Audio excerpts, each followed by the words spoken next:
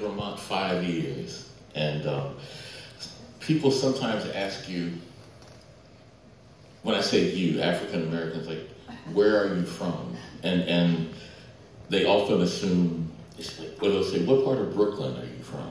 So the assumption is that you're from, New York. And what I say is, and because it is true, is that I'm from Black America. And I don't mean that in a snarky sense. I mean it in, well, a geographical sense and in a metaphorical sense. And I think it takes distance to better understand, like, where you're from and what shaped you. So I'm taking you with me. I mean, I know there are more people of color in Vermont than there used to be, but I'm taking you back with me to my hometown, Washington, D.C. So I'm going to start with that and kind of play with some older, people now say this, they're like, I'm reading some old joints. They don't mean like we're in Colorado and, it's legal. But this is where, as people used to say back in the 70s, is where I'm coming from, man. So thank you. All right. I left my hairline back in the 70s. Okay, so I grew up in Washington, D.C., and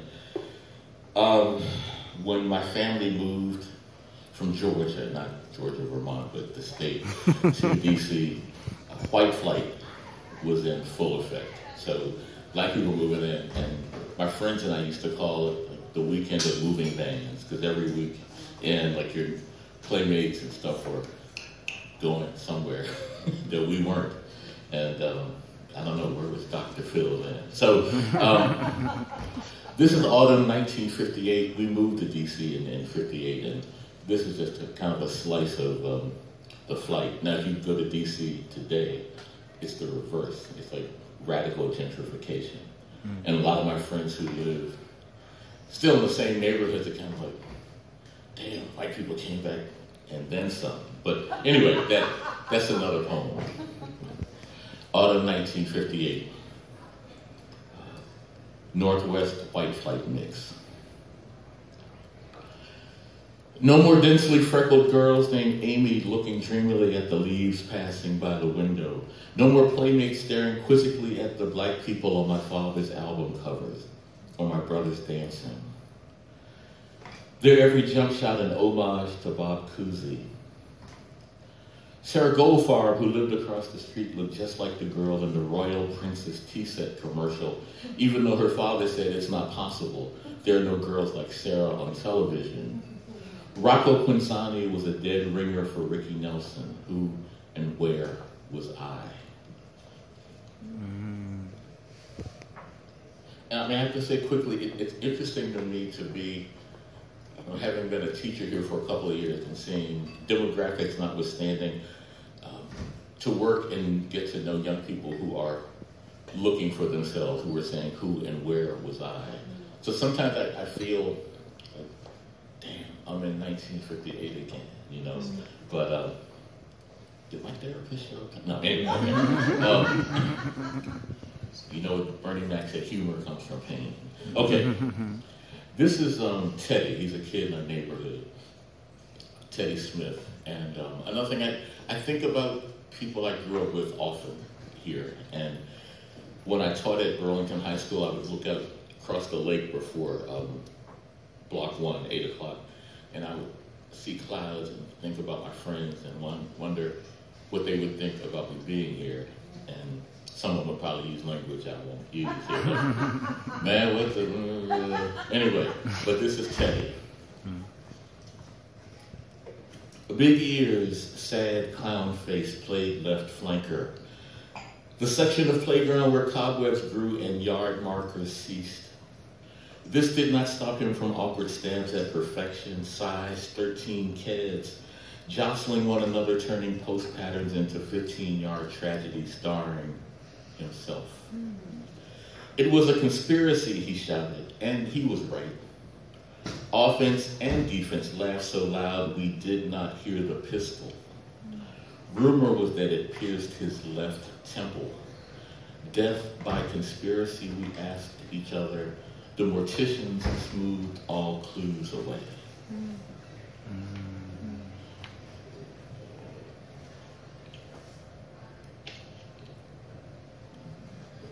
this one's, I'm not going to put too much, like, Prozac craving stuff on you.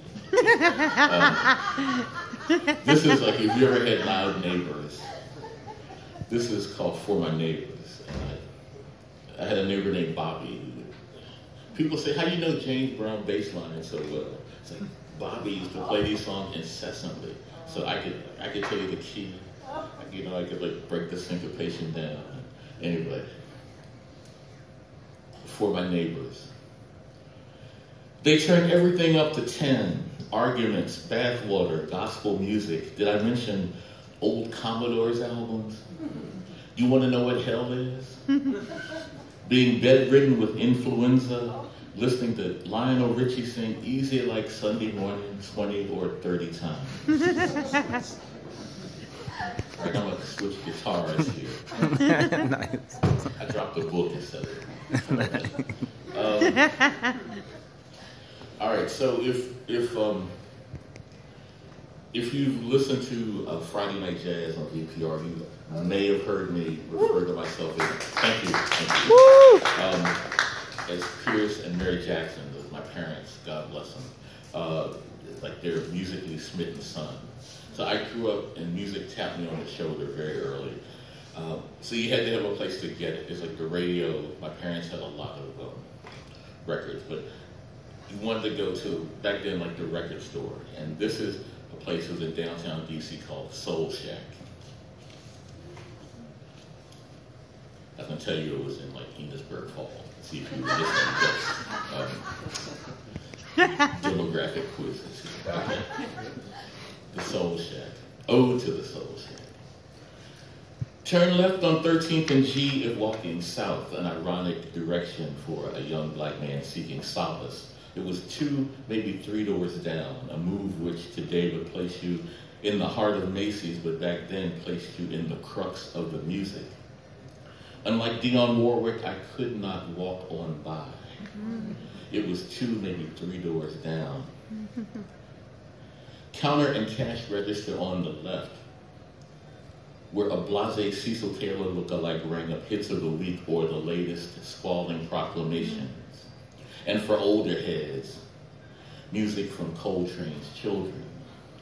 The sister with the afro, perfect as the earth before man sat in on acoustic and electric greed, knew jazz musicians both foreign and domestic and was glad to lead you where the vinyl waited calmly.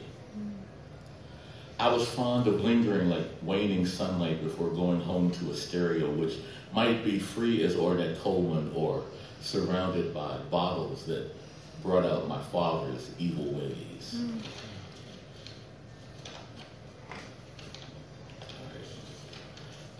When I was a kid, I used to, my mom got her hair fixed every Saturday, and I would go with her to the beauty parlor, and you'd hear a lot of, you heard the gossip. This is what I mean. This is like, this is like Black America, you know. Her beautician had like 9,000 pictures of Sam Cooke in his booth. I mean, this brother had a huge crush on Sam Cooke, and who didn't?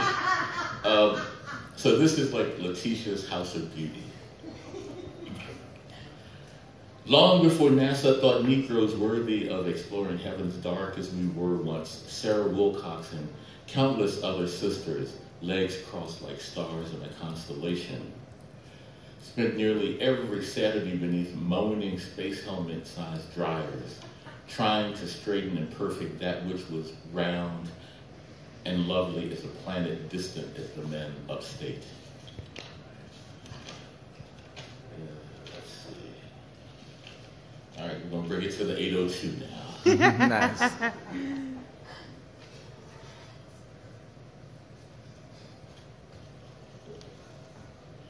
This is called BIV, which is Black in Vermont.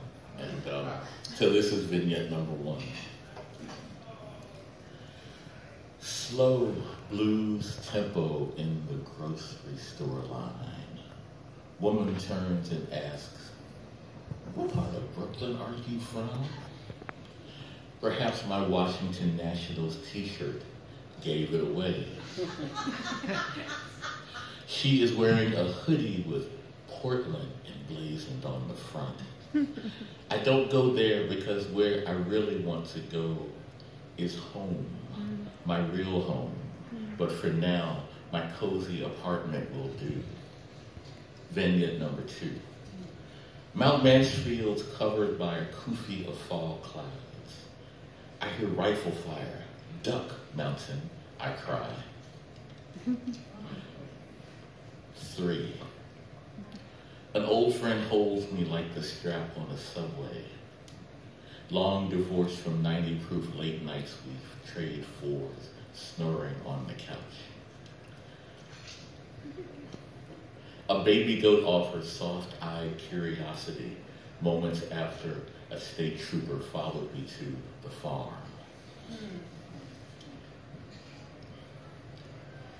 The blues are or can be polite. They escort the day to its vehicle before descending. As Paul Simon sang, what if I die here?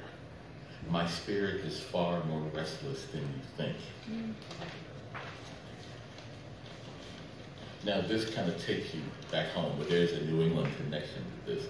I had a friend who got a scholarship to go to college in Maine, and this was, okay, I'm 59, so you kind of caught this arc of societal stuff, and this was a big deal in our neighborhood because most of my friends went to what are called HBCUs, historically black colleges and universities, and so Tommy got this scholarship, and people were kind of,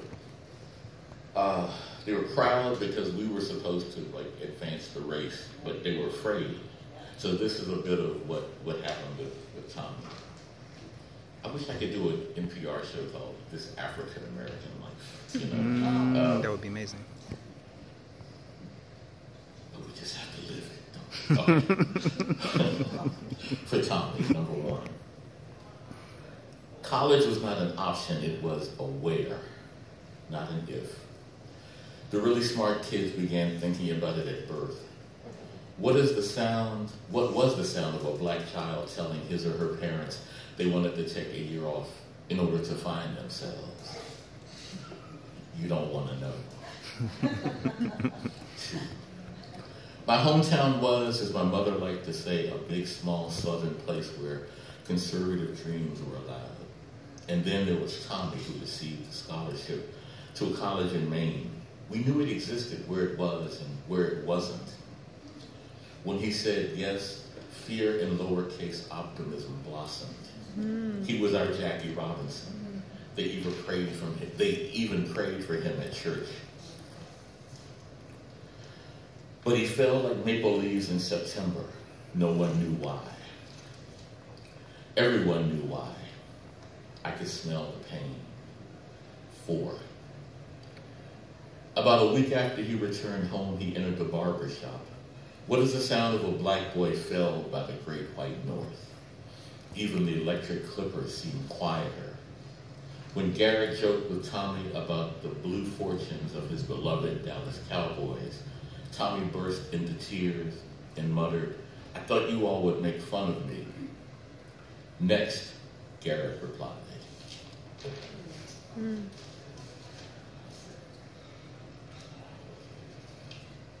Couple more Vermont things, and then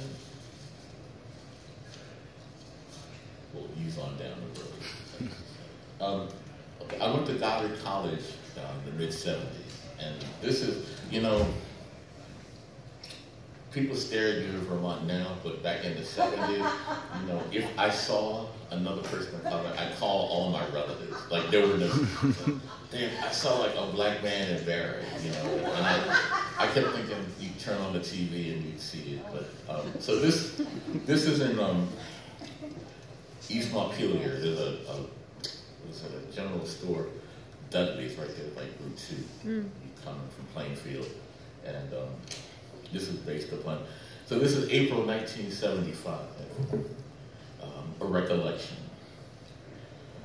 Should my black Flatlander eyes lock on the other brother in the general store? The first I've seen and sensed what seems like, I can't count that high. Do I pretend I don't see other people pretending not to see us? Here, two brothers buying Ritz crackers and peanut butter respectively is revolution on a Sunday afternoon.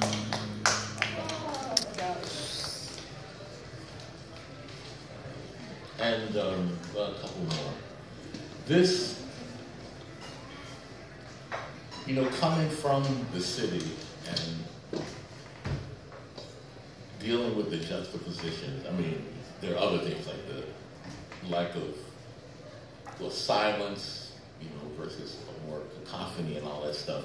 And in fact, I was in a coffee shop in Winooski the other day. It's like 3 people from New York came in, and it's like, there's like 3 black people. And I'm looking like this, and the woman's like, she looked at me, and she said, "Is there a Starbucks nearby?" And I said, "Well, coffee is good here, But she said, I said, "How do you like here? We're just here for the weekend." She said, I don't trust the quiet, And I said, "Damn, I get it." Of course, that could be like a deep but I'm stop. Okay. This piece is called Country. Cow shit on timberlands, smell shadowing like a killer from a rival set. How would any self-disrespecting rapper keep his requisite cool here where scuffed pickups, complete with vanquished deer, rumble over gorgeous mountains?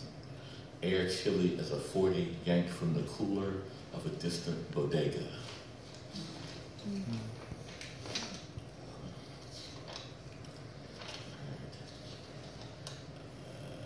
Two more. This is East Barry.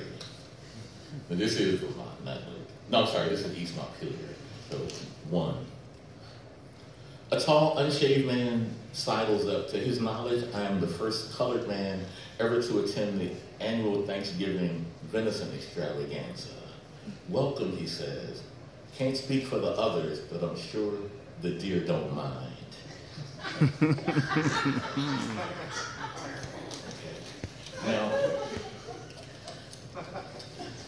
this has been, it's interesting. I started teaching here in the fall of 11, and in early 12, Trayvon Martin was killed. This would break my heart and then some anywhere, but to be here in the midst of like Trayvon and Michael Brown and Sandra Bland and all that, and in this particular year, I mean, my heart has been broken by the headlines, as I'm sure has been the case for many of us. But I think, when I think of Trayvon Martin in particular, how many times have you or I or anybody walked from a corner store, like it's Friday night, whatever the hell, you go in to get like Skittles, and you break it down in human terms, you don't get home. So this piece is hearkening back to where I began with growing up on what Suge Knight called the block, and how you try to take care of your friends, or your boys try to take care of you. And after Trayvon Martin was killed, I had these fantasies about being there to walk him home.